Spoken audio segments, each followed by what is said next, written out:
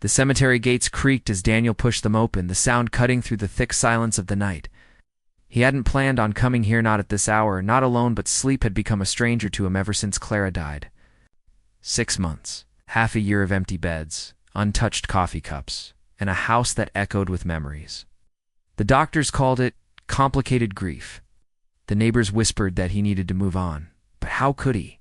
When he closed his eyes, he still saw her laughing in the kitchen, scolding him for leaving his shoes in the hallway, humming softly as she braided her hair before bed. The moon hung low and heavy, casting long shadows over the gravestones. Daniel's breath fogged in the cold air as he walked toward Clara's plot, his fingers brushing the smooth marble of her headstone. He didn't believe in ghosts, at least he hadn't before tonight. But then he saw her. Between the rows of graves, a figure moved slow, deliberate, gliding like mist over grass. A woman in a white dress. His heart stopped. The dress was the one they'd buried Clara in. The way she walked, the slight hesitation in her step, the way her fingers curled at her sides, it was her. Impossible. His mind screamed at him to look away, to blink, to wake up from whatever nightmare this was. But then she turned, and the moonlight caught her face, the scar on her cheek, the one she'd gotten when they'd gone camping years ago, when she'd tripped over a loose rock and laughed it off, calling it her adventure badge. His throat tightened. Clara. The name left his lips in a whisper, barely audible. She didn't react, didn't turn toward him. Instead, she tilted her head just like she used to when she was lost in thought, and drifted deeper into the cemetery. Daniel's legs moved before his mind could catch up. He stumbled after her, his shoes sinking into damp earth. "Clara, wait!" She vanished behind a towering obelisk. By the time he reached it, there was nothing. No sound, no movement. Just the quiet hum of the night. Then he looked down. Footprints. Fresh. Barefoot. Leading away from the graveyard. Back toward it. Daniel stood frozen, staring at the footprints, small, delicate, pressed into the damp earth as if she had been standing there just seconds before. His heart hammered against his ribs, each beat a deafening drum of disbelief. This isn't possible. The rational part of his mind clawed for an explanation, a hallucination. A trick of the moonlight, anything but the unthinkable. But the footprints were real.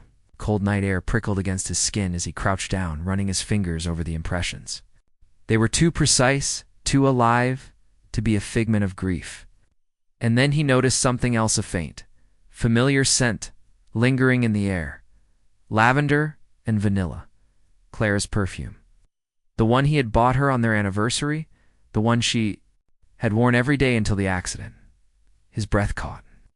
The world around him seemed to tilt, reality bending under the weight of what he was seeing. He followed the trail, his pulse roaring in his ears, until it stopped right in front of Clara's grave. The dirt there was disturbed, not freshly dug, but uneven, as if something had clawed its way out from beneath. His stomach twisted. He dropped to his knees, hands trembling as he brushed away loose soil. His fingers hit something solid, not a coffin, but a small half-buried object. A locket. Her locket. The silver one with the tiny rose engraving, the one she had been wearing the night she died. The police had told him it was lost in the crash, but here it was, caked in mud. The chain snapped as if torn away in a struggle. His vision blurred. None of this made sense. The accident report had been clear, a collision on a rain-slicked road. Fractured guardrail, Clara's body recovered from the wreckage. He had identified her himself. Or had he? The memory was foggy, blurred by shock and sedatives. He had been in the hospital too, his own injuries stitching his grief into a haze. Now, clutching the locket in his palm, a terrible thought took root. What if the woman they buried wasn't Clara at all? The locket burned in Daniel's hand, its weight far heavier than the cold metal should have been. His mind reeled, torn between the crushing weight of grief and the terrifying whisper of doubt. What if she's still alive? The thought was a blade twisting in his chest. He had seen her body, or had he? The funeral had been closed casket, the mortician murmuring something about extensive trauma, about how it was better to remember her as she was. At the time, he had been too shattered to question it. But now, Standing over her grave with the locket digging into his palm, every instinct screamed that something was wrong.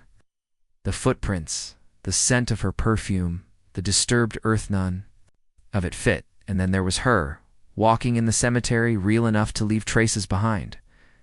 He needed answers. The next morning, he drove to the coroner's office, the locket hidden in his pocket like a secret. The clerk, a tired-eyed woman with a name tag reading, M. Flores, barely glanced up as he asked for Clara's autopsy report. "It's restricted," she said flatly. "Family only." Daniel leaned forward, his voice low and rough with desperation. "I am her family.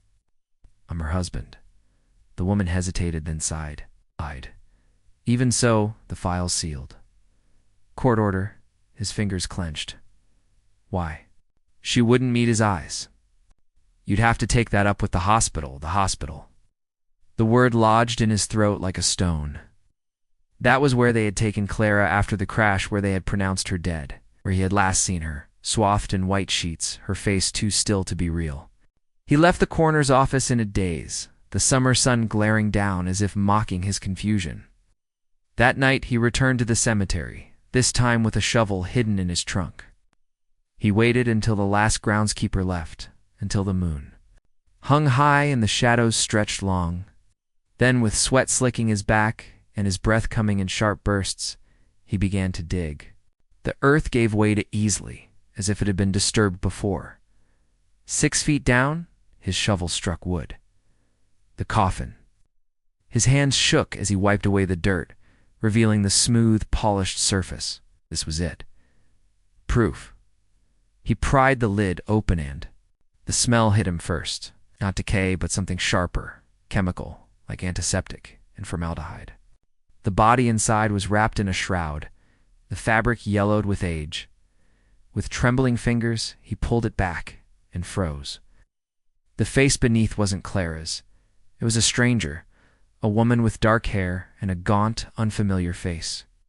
Her lips were stitched shut. Her wrists bore faded bruises. And on her arm, barely visible beneath the shroud, was a hospital bracelet. Daniel's vision swam. The name on the bracelet wasn't Clara's. It was someone else entirely. Someone who had died the same day as the crash. Someone who had been buried under his wife's name. The world seemed to tilt violently as Daniel stared at the stranger in Clara's coffin, his breath coming in ragged gasps that fogged the cold night air. This wasn't grief playing tricks on him. This was something darker, something deliberate. The woman in the grave had been placed here, hidden beneath his wife's name, her existence erased with clinical precision. His hands trembled as he reached for the hospital bracelet, the plastic brittle under his fingers. The name Lena Vos meant nothing to him. But the date of death sent a jolt through his body. The same night as Clara's accident. The same night the police claimed Clara had died. His mind spun with fragmented memories, the screech of tires, the blinding headlights. Waking up in the hospital with a nurse telling him gently that his wife hadn't survived. He had been too broken to ask questions then, too lost in pain to notice the gaps in their story. But now, standing over this stranger's body, the pieces refused to fit. Why would they lie? Why bury this woman as Clara? If this wasn't her, where was she? The wind howled through the cemetery like a warning as he climbed out of the grave, his clothes caked in dirt, his mind racing. He needed to find Lena. Vos who she was, how she died, why her body had been used to replace Clara's. The hospital held the answers, but getting them wouldn't be easy. The next morning, he drove to the county records office, his exhaustion buried under a feverish determination. The clerk, an elderly man with thick glasses, frowned when Daniel asked for death certificates matching Lena's name. "That's unusual," the man muttered, peering at the records. "Says here she was a patient at Blackwood Medical Center, cause of death." He trailed off, squinting. Cardiac failure. But the file's marked with a red code. That usually means he stopped abruptly, looking up at Daniel with sudden wariness. "You should probably talk to the police." Daniel's skin prickled. "Why?" The clerk hesitated, then lowered his voice. "Because red codes mean the case was flagged. Maybe an investigation. Maybe something else." He slid the file back, his fingers twitching. "Either way, son, you don't want to dig too deep." But it was too late for that. Daniel left with Lena's address scribbled on a scrap of paper, his hands steady despite the storm brewing in his chest. Lena's apartment was in a rundown complex on the edge of town. It's the kind of place where people kept their blinds drawn and their doors locked. The landlord, a heavy-set man with a cigarette, dangling from his lips, eyed Daniel with suspicion. Lena? Yeah, she lived here. Quiet girl. Worked nights? Disappeared months ago. Daniel's pulse spiked. Disappeared. Not died? The man snorted. Same thing, ain't it? One day she was here, the next poof. Police said she probably skipped town, but her stuff's still inside. You family? Daniel lied smoothly. A friend. Just wanted to check on her. The landlord shrugged and handed him the key. The apartment was frozen in time, a half-drunk cup of coffee on the counter, a jacket slung over a chair, a calendar still open to the month Clara died. But it was the photos on the fridge that made Daniel's blood run cold. Lena smiling beside. A group of coworkers, all wearing lab coats, all standing in front of Blackwood Medical Center. And in the corner of the photo, barely visible, was a familiar face. Dr. Robert Hargrove, Clara's surgeon. The man who had signed her death certificate. Daniel's fingers traced the edge of the photograph, his breath shallow as the implications crashed over him like a wave of ice water. Lena Voss hadn't just worked at Blackwood Medical Center.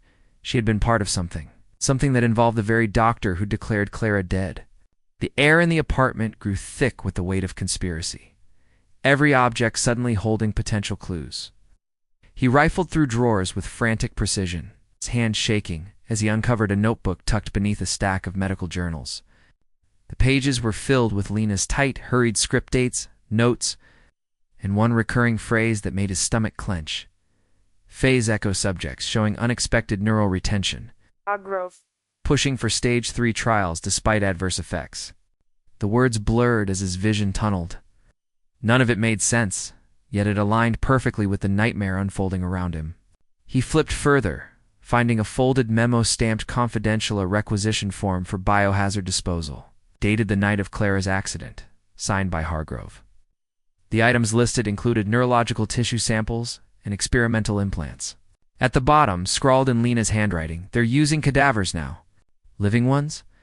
A choked sound escaped Daniel's throat. This wasn't just a cover-up. It was an experiment. Clara, whether by accident or design, had become part of it. He grabbed the notebook and bolted from the apartment, the summer heat. Outside, doing nothing to melt the chill in his bones, his next stop was the public library, where he combed through news archives until his eyes burned. 3 years ago, a small article mentioned Blackwood's partnership with a biotech firm called Nexicorp, specializing in neural mapping and consciousness preservation. The project's lead researcher, Dr. Hargrove. There were no follow-up stories. No updates. Just silence. The kind of silence money and power could buy. That evening, Daniel parked outside Blackwood's research wing. Watching employees come and go through the tinted glass doors, he waited until shift change, then slipped inside behind a group of nurses, the notebook hidden under his jacket. The halls were sterile, buzzing with fluorescent lights and the quiet hum of machines. Room 417, Hargrove's office, according to the directory. The door was ajar. Daniel peered inside. Empty. He stepped in, heart hammering, and began rifling through files, and then he found it. A folder labeled Pay Subject 12, Clara's patient ID from her last hospitalization. Inside, a photograph of her, unconscious on a gurney, electrodes attached to her temples. Beneath it, a report.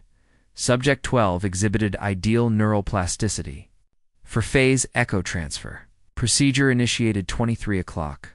Unexpected activity in recipient. Vessel Subject 1-2 are post-transfer. Containment breach. Subject 1-2 are terminated. Subject 12 unaccounted for. The words swam before his eyes. Recipient vessel. Terminated. Unaccounted for. They had tried to put Clara's mind into someone else, and something had gone horribly wrong. A noise in the hallway, footsteps. Daniel shoved the file back, but it was too late. The door swung open, revealing a security guard, then Hargrove himself. The doctor's face went slack with recognition, then hardened into something cold. "Mr. Carter," he said, voice smooth as a scalpel. "You're not supposed to be here." Behind him, the guard reached for his radio. Daniel ran. The fluorescent light streaked into blinding white lines as Daniel sprinted down the hospital corridor, his lungs burning, his pulse roaring in his ears like a siren. Behind him, the thunder of footsteps grew closer, Hargrove shouting orders. The guard's radio crackling with urgent static. Sharp left, then a right, and suddenly he was bursting through an emergency exit. The alarm shrieking into the night air as he stumbled into the parking lot. He didn't stop running until he reached his car, his fingers fumbling with the keys, his mind replaying the words from the file over and over. Subject 12, unaccounted for. Clara wasn't dead, not in the way he'd been told. They had done something. To her, something monstrous, and now she was lost somewhere between what they had made her and what she had been. The engine roared to life, and he peeled out of the lot, his rearview mirror flashing with the approaching lights of security. Vehicles. He couldn't go home. They'd look for him there. Instead, he drove to the only place that made sense now, the cemetery. The gates were locked, but he scaled the fence, landing hard on the other side, his knees scraping against gravel. Moon was high, casting silver light over the rows of graves, and for a moment he just stood there, breathing in the damp earth and the quiet. Then he saw her. Clara, or what was left of her. She stood at the edge of the tree line, her white dress tattered, her skin almost translucent in the moonlight. This time she didn't drift away. This time she looked at him, really looked at him, and in her eyes. He saw a flicker of the woman he loved, buried beneath layers of something fractured and wrong. "Clara," he whispered, stepping toward her. She didn't speak, but her lips moved, forming silent words. Then she raised a trembling hand and pointed not at him, not at her own grave, but at a patch of disturbed earth near the back of the cemetery where the oldest, most forgotten plots lay. Daniel's stomach twisted. He knew what she was telling him. There were others like her. Others who had been taken and twisted and left to wander in pieces. He grabbed the shovel from his trunk and started digging, his muscles screaming with every thrust into the dirt. It didn't take long to uncover another coffin, cheap and unmarked. Inside, another body, another face he didn't recognize, another hospital bracelet with another name, another victim of Faye's echo. The truth crashed over him like a tidal wave. Hargrove hadn't just experimented on Clara. He'd been doing this for years, stealing lives, erasing identities. And when something went wrong, he buried the evidence in the one place no one would look among the dead. Daniel turned back to Clara, his voice breaking. "I'll make this right." But she was already fading, her form dissolving into the mist, as if the night itself was reclaiming her. For the first time since her death, he let himself cry not just for her, but for all of them. Then he wiped his face, pulled out his phone, and dialed the only person he could trust.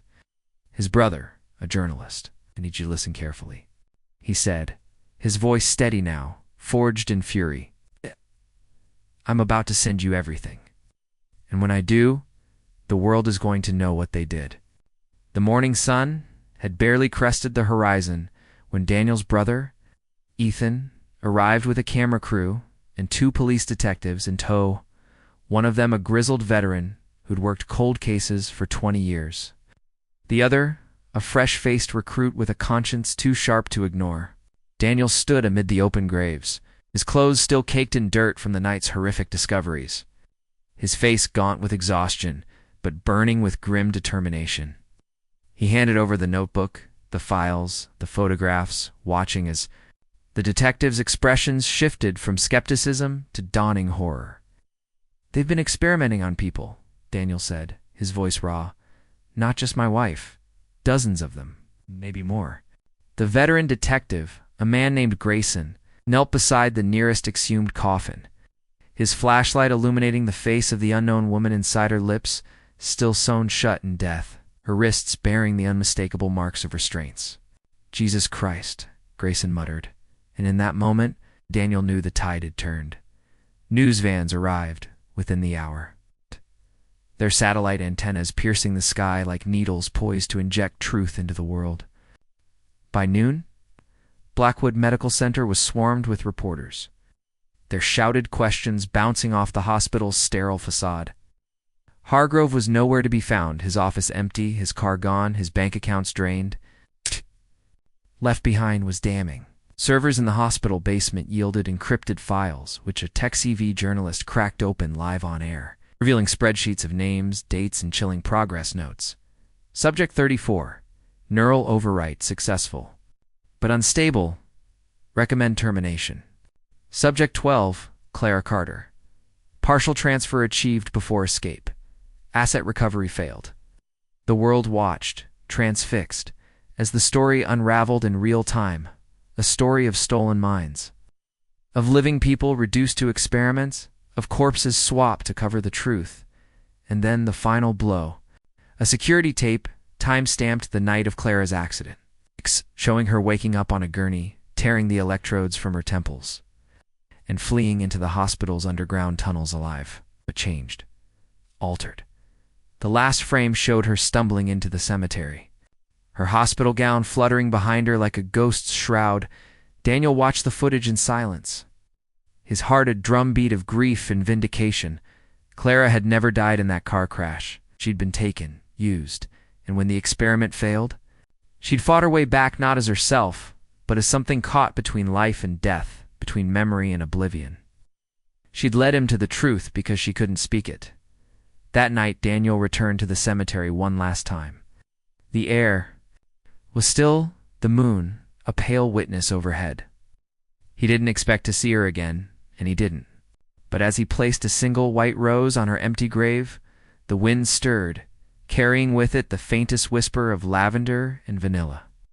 A year later, the headlines had moved on, but the fallout remained. Hargrove was found dead in a motel room, a syringe still jammed in his arm, and overdose, the coroner ruled, though the toxicology report was suspiciously vague. Blackwood Medical Center shuttered its research wing.